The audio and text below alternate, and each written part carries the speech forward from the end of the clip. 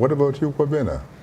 Well, right now my main focus, she has enumerated the numerous benefits of historically black colleges and universities, and one thing I'd like to emphasize that they are citadels of educational leadership for decolonization and empowerment education.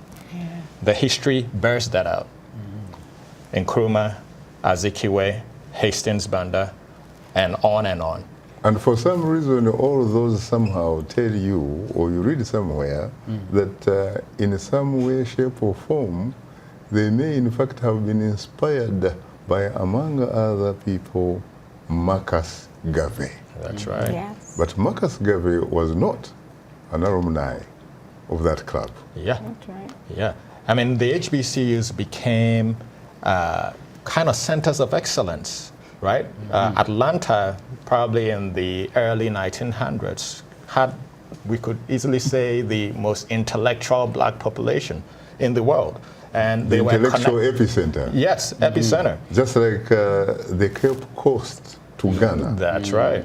The way the Cape Coast was before the Achimotas, came up in Accra. That's right. So one of the things I'm working on right now is a lot of people from Africa don't make this connection. More than 90% of Africans don't know what HBCUs are. They don't see that connection between where they are today, the formation of the African Union, and this legacy. So recruiting sometimes becomes a challenge. People think they're not going to institutions which do excellent work, like Leslie enumerated. So that's why we have the HBCU Africa Homecoming initiative, 400 years after the first enslaved Africans are supposed to have arrived in English America. Tell us a little bit more about that homecoming.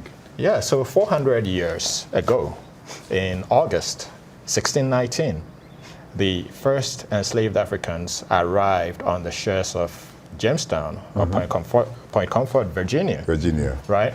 And we know what has ensued since then. We went through a period where their very humanity was challenged.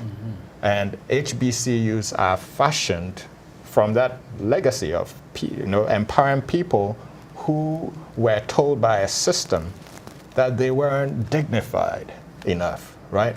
So when we talk about HBCU contribution, it's about reversing the impact of that system and that culture, and that's why Leslie was telling you that Howard alums in law. It is empowering people. Absolutely. It is about sharing. Absolutely, and that's truly what being African is all about, right?